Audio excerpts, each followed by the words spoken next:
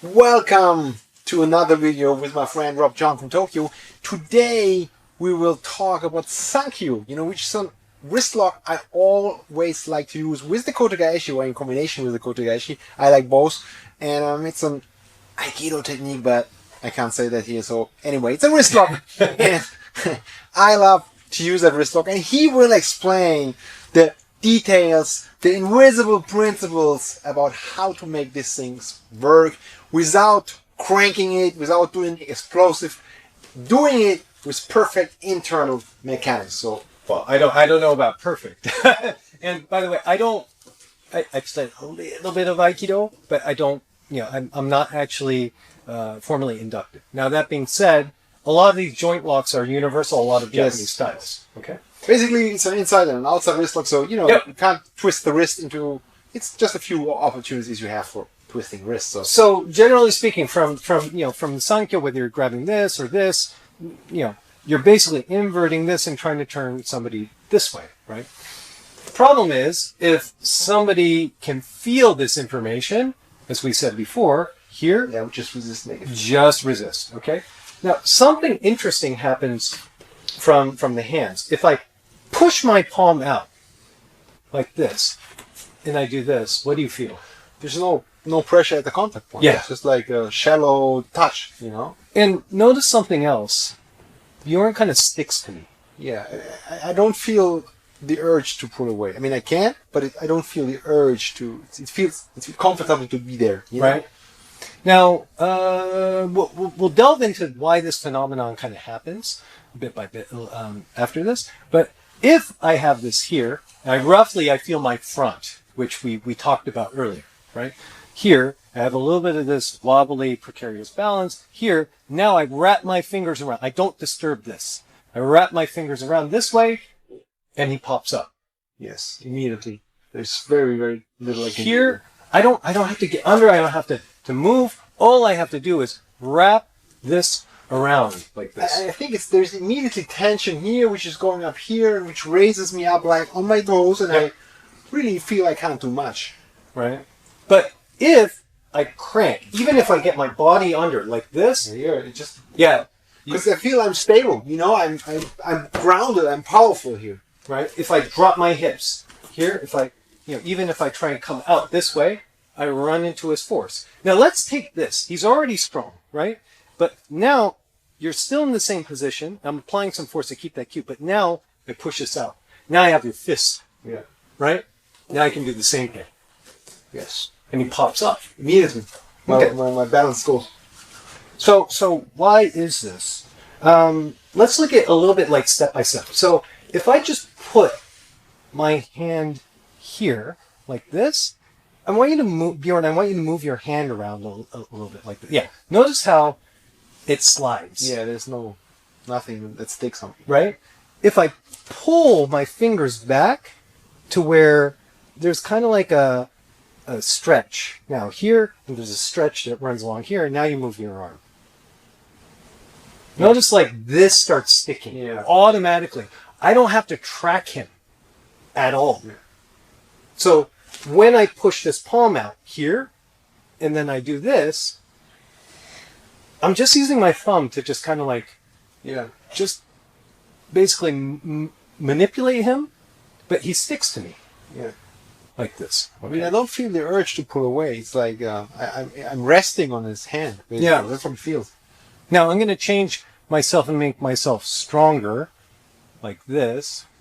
Now what happens? It's kind of, my strength is coming back. I feel like I can... Yes. Not a big deal. I can just resist, Now, you'll see what I'm doing. I'm going to do it with this hand, but I'm going to show you. I'm pushing this out this way, here, like this. Now activating my front again.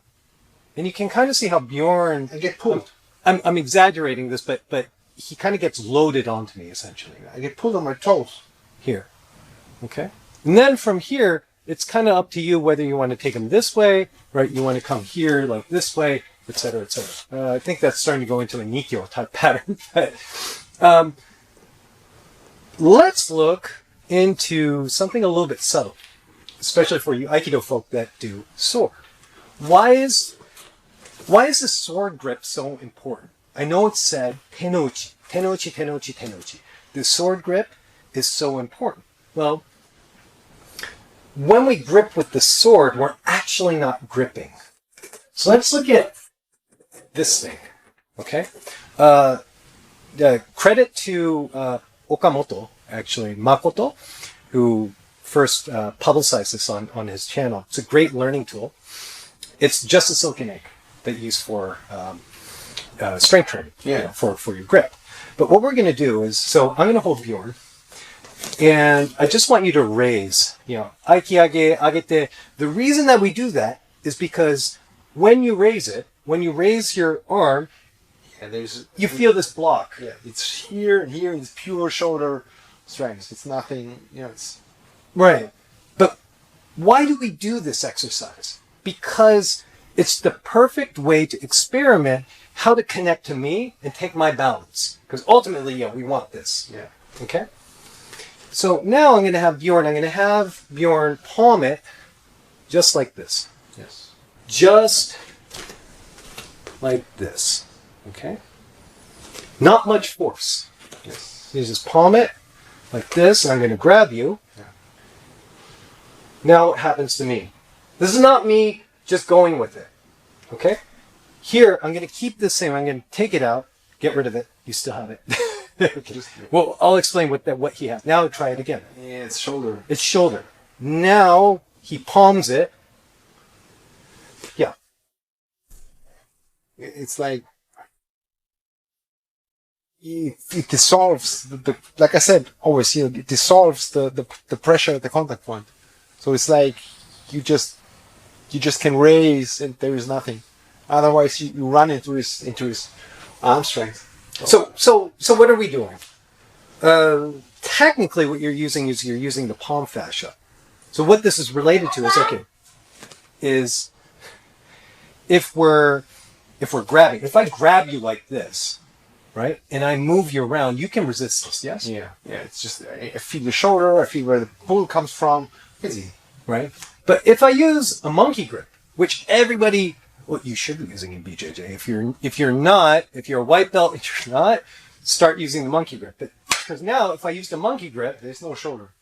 I don't feel the shoulder already. It's hard for me. It's very hard for me. He's a big guy, right? And he's more conditioned than me. Okay, and he's being rather neutral, but it is easier for me to get this back line and control his structure from here. It doesn't feel like it comes from here. Yeah, my shoulder shuts off, essentially. But when we look at this shape here, monkeys, when they swing from trees, it's like they're hanging. Yeah. They cup it, right? So they're engaging this palm fascia. This is actually what we're doing. And doing this essentially creates that grip, which if we look at a sword like this here, you don't grip the sword like this, obviously. And there's a lot of, you grip from here, the last two, and you point, etc., etc. But what does that mean? Well, actually, let's show it from this side, just so they can see. If I'm holding here, and Bjorn, you grip it. Just like this? Yeah. Just try and raise it. Like here. There's no way. There's no way. No. Right? So now what he's going to do, he's just going to palm this, open palm. You put the sword, the stick here, and you have to palm it. You don't actually grip it. You never actually grip the sword. You wrap it around it. Now what happens? Even though I'm holding here, it shuts off the signal to your shoulder. Yeah. There's less resistance. Yeah. There's less resistance. And now suddenly your core is activated and can be used better. Yeah. When here, there's no way. Here, no. You're shut off. Here? Yep. Yeah. It's a staggering difference, actually. Yeah. So now, if we look at something like kotegaishi, right? Or not kotegaishi, sankyo, nikyo, whatever, when I'm doing this, if I use my ring finger, and I wrap this, I just wrap this around. It's like I'm just encasing his fingers here. You'll notice something where here, he just kind of like, now there shouldn't be that much pain. No, there's just a structure breaking. Right? This one now, I'm working on a more subtle level. I'm only using, I'm not pushing out my front and then wrapping it around. This one you might feel a little bit of, stress moving you. But this one where I only use my ring finger to here, like this here, just a little bit here, this is enough then for me to do this. Really, Sankyo is like, they get it here, etc., etc. But the more important part is that you get this connection, your front, your wobbly, precarious balance, standing on a point here, and now the person basically is stuck to you. Like this. Okay. Last little bit. What is all this doing? When I do this, I'm taking the slack out of my arm and out of my hand.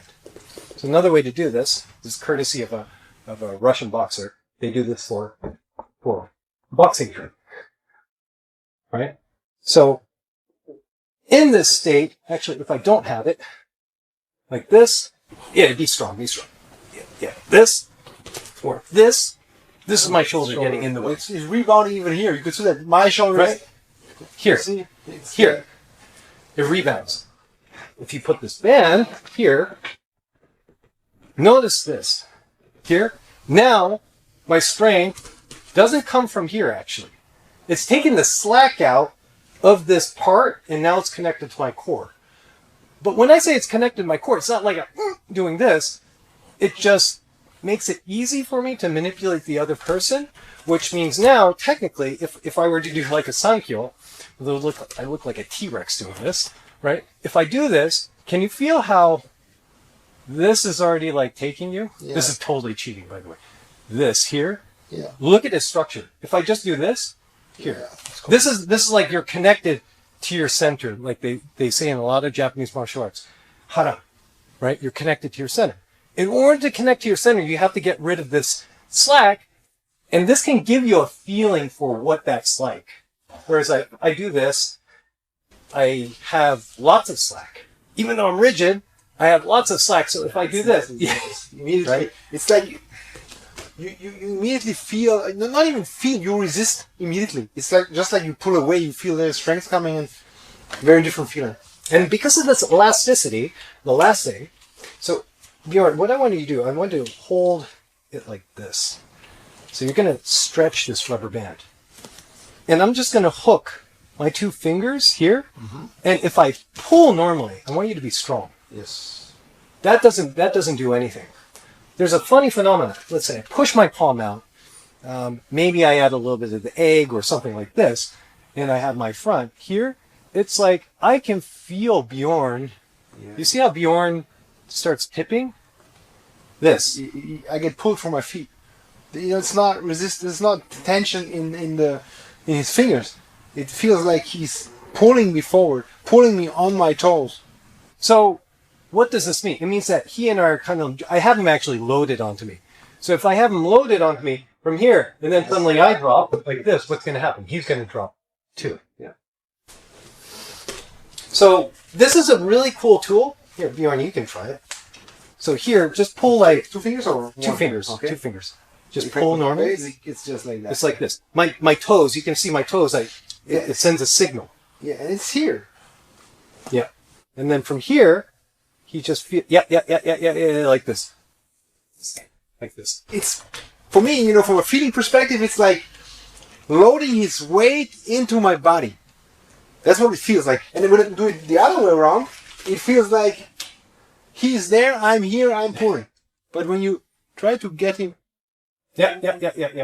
try to get his weight into your body, and that's how it feels. Otherwise, it's just pulling the rubber band, and nothing happens other than the rubber band is stretching. So this is where it gets tricky, because they'll use a lot of different words like musubi, you have to connect, etc., etc. There are different ways of connecting. This is one way. Loading the person onto you is one way. There's another way that I think I'll introduce, maybe in a later video, where we don't do that. It's even more subtle, which is crazier.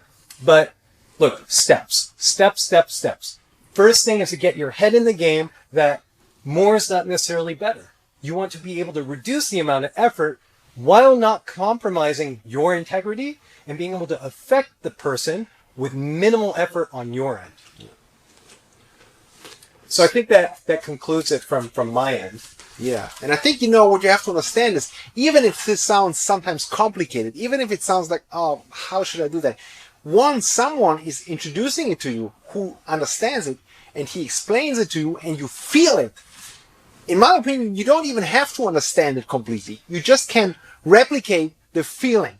Like you know, I don't too much understand that. You know, I'm doing it by feeling, and not by so much understanding him like him. So, you know, I mean, I will not say everyone can do it, but a lot of people can do it. And this stuff, you know, is not so specialized as it sounds. You know, we show here an example for martial arts, but that can be used for baseball, for tennis, for golf. You know, it's all about fine motor skills and human body mechanics. And wherever you need fine motor skills and human body mechanics, and you need the increased ability in these things, this stuff will help you.